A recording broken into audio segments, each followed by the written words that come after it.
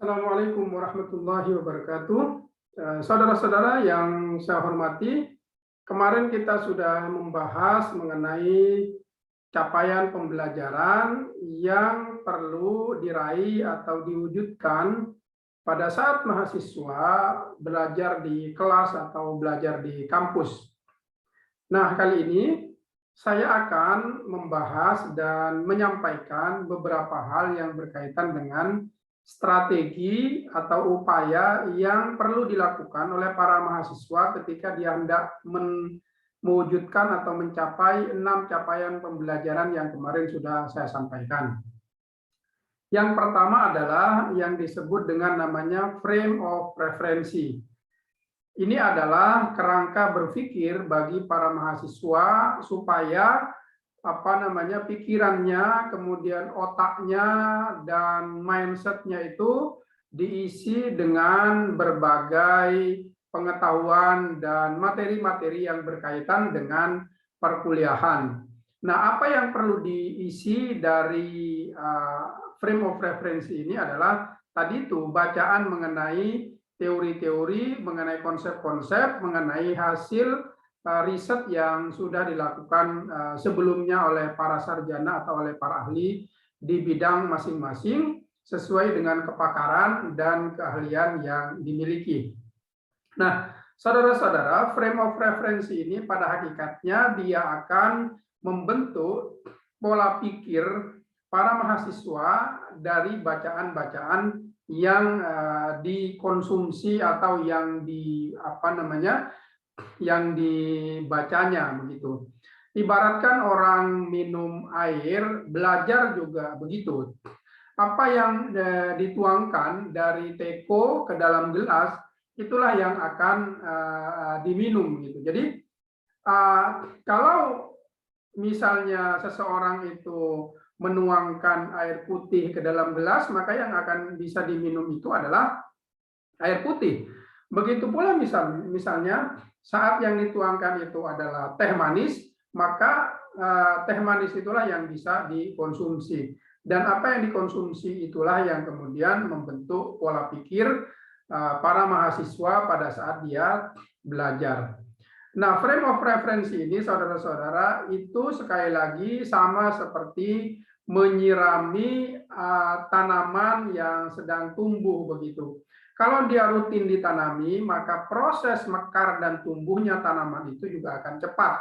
Dan apabila tanaman itu terus dirawat, kemudian kecukupan airnya dijaga, maka akan semakin tumbuh cepat besar dan semakin bisa dapat dipanen begitu. Nah, inilah kira-kira yang digambarkan kalau saya misalnya mengutip pendapat para ahli mengenai pentingnya mengisi pikiran, mengisi otak, mengisi nalar kita dengan bacaan-bacaan yang berkualitas dan bermutu. Ini yang disebut dengan frame of referensi. Frame of referensi ini akan membentuk pola pikir para mahasiswa sesuai dengan bacaan-bacaan yang sering dikonsumsinya setiap hari. Nah, itu yang pertama. Yang kedua, saudara-saudara, adalah namanya field of experience. Bagaimana proses kita belajar itu juga membutuhkan yang namanya pengalaman, field of experience. Pengalaman itu akan sangat menunjang keberhasilan pembelajaran para mahasiswa.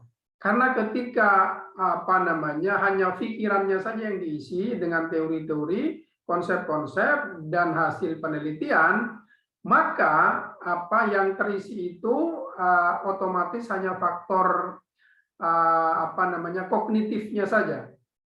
Sementara faktor afektif dan psikomotoriknya masih belum berjalan secara maksimal. Karena itu perlu ada proses berinteraksi dengan situasi dan kondisi di mana situasi dan kondisi itu akan membentuk perilaku para mahasiswa, dan perilaku-perilaku yang diperoleh dari pengalaman dan interaksi dengan lingkungan di mana para mahasiswa berada itu akan membentuk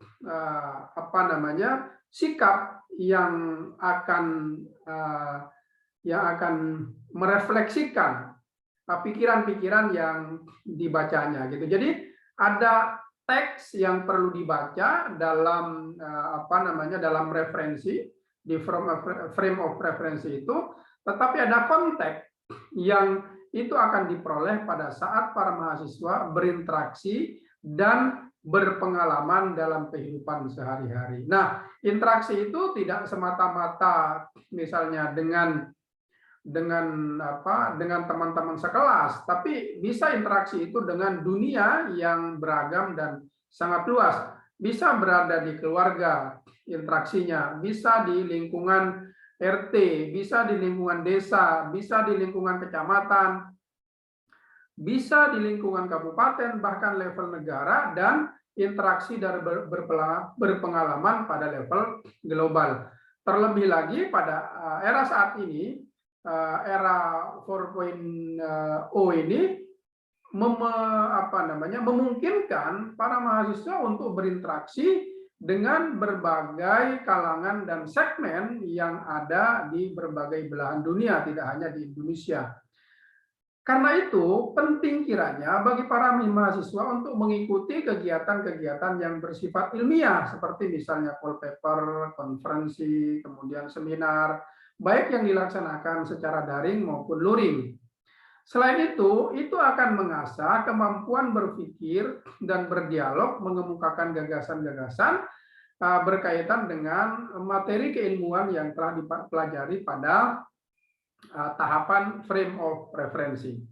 Begitu pula dengan misalnya menguji gagasan-gagasan itu dengan berdialog dengan berbagai kalangan yang ditemui pada saat kegiatan konferensi, kemudian seminar, call paper, dan lain sebagainya. Begitu pula kegiatan-kegiatan yang melibatkan interaksi langsung para mahasiswa dengan lingkungan masyarakatnya. Misalnya keterlibatan mahasiswa dalam organisasi-organisasi, baik intra maupun ekstra kampus, organisasi-organisasi kemasyarakatan, lembaga swadaya masyarakat, NGO, non-government organization, organisasi masyarakat, bahkan organisasi partai politik. Karena sesungguhnya itu adalah proses pembelajaran dan mengaktualisasikan ilmu pengetahuan yang diperoleh sekaligus menyerap informasi yang ada di lingkungan di mana dia bergaul untuk kemudian dijadikan bahan untuk belajar pada saat dia senantiasa berada di dalam kelas atau berada di ruang pembelajaran dengan mengakses referensi yang dipelajari. Jadi ada proses pertukaran antara nilai-nilai yang telah dipelajari dengan nilai-nilai yang ada di luar. Itu yang disebut dengan namanya internalisasi. Nah, internalisasi itu menurut Thomas Luckmann dan Peter Berger di dalam teori interaksi sosial itu melahirkan yang namanya internalisasi. Jadi ada proses seleksi terhadap nilai-nilai yang diserap oleh seseorang pada saat dia berinteraksi dengan dunia luarnya.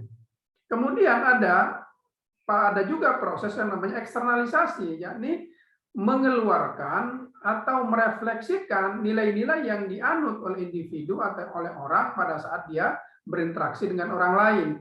Dan nilai atau norma pengetahuan yang dia keluarkan di dalam dirinya itu kepada pihak lain itu juga akan mempengaruhi lingkungan atau orang di mana dirinya berinteraksi dan bergaul atau berpengalaman itu. Jadi semacam ada take and give atau proses tukar-menukar antara kehidupan individu dengan lingkungannya dan kehidupan lingkungan dengan individu tertentu. Nah, ini adalah proses pembelajaran yang sangat luas dan sangat dalam serta panjang bagi para mahasiswa, dan ini merupakan bagian dari proses pembelajaran. Jadi kalau saya ibaratkan dia itu antara frame of reference dan field of experience itu adalah seperti dua sayap yang harus dimiliki oleh para mahasiswa, yang kedua sayap itu harus sama-sama berfungsi antara mencerna ilmu pengetahuan dan teori-teori serta konsep-konsep dengan berpraktek dan berpengalaman berinteraksi dengan lingkungan. Tidak boleh ada yang timpang, semuanya harus sama-sama berjalan sehingga laju dari kecepatannya itu akan tinggi begitu, dan akan cepat naik kalau dia ibaratkan dia naik ke atas. Tapi kalau ada satu bagian dari sayap itu yang tidak berfungsi, apalagi kemudian rusak, maka akan lambat proses naik dari pembelajaran para mahasiswa. Bahkan bisa jadi kalau tidak cepat disadari, maka akan menyebabkan kejatuhan dan akhirnya mahasiswa tidak menjadi agen perubahan sebagaimana yang diinginkan sebagai agen perubah sosial atau yang dikenal dengan agent of change. Jadi kira-kira itulah dua hal yang harus dilakukan oleh para mahasiswa untuk merefleksikan atau mewujudkan capaian pembelajaran yang selama ini diinginkan oleh para mahasiswa di seluruh Indonesia. Terima kasih. Wassalamualaikum warahmatullahi wabarakatuh.